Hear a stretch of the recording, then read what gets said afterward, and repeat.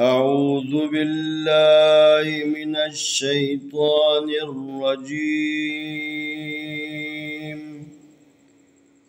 بسم الله الرحمن الرحيم. سلام علیکم ورحمۃ اللہ وبرکاتہ.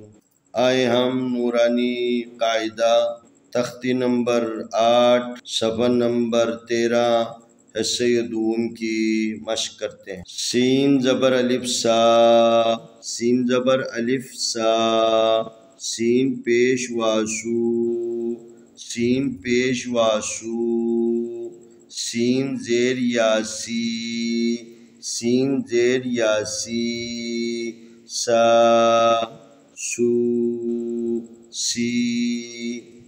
شین زبر الف شا، شین زبر الف شا، شین پیش واشو، شین پیش واشو، شین زیر یاشی، شین زیر یاشی، شا شو شی. صاد زبر الف صا، صاد زبر الف صا، صاد پیش واسو، صاد پیش واسو، صاد زیر یاسوی، صاد زیر یاسوی، صا سو صی. ضاد زبر الف ضا، ضاد زبر الف ضا، ضاد پیش وادو، ضاد پیش وادو، ضاد زیر یادی، ضاد زیر یادی، ضا دو ضی. عین زبر الف آ، عین زبر الف آ، عین پیش واؤ، عین پیش واؤ، عین زیر یاعی، عین زیر یاعی، آ او عی. غین زبر الف غا، غین زبر الف غا، غین پیش واو، غین پیش واو، غین زیر یاغی، غین زیر یاغی، غا غو غی.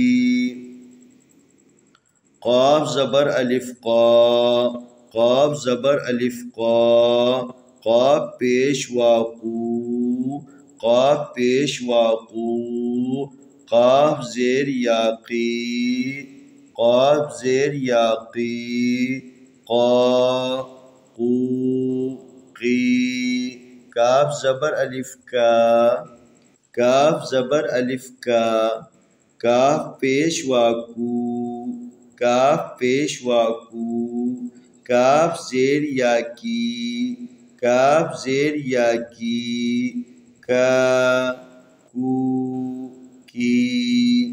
لام زبر الف لا، لام زبر الف لا، لام پیش والو، لام پیش والو، لام زیر یالی، لام زیر یالی، لا لو لی.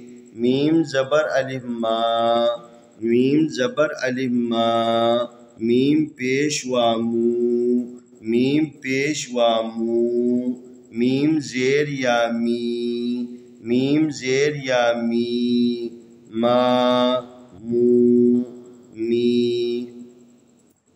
ایک دفعہ پھر سا سو سی، شا شو شی، صا سو صی، ضا ضو ضی، آ او عی، غا غو غی، قا قو قی، کا کو کی، لا لو لی، ما مو می.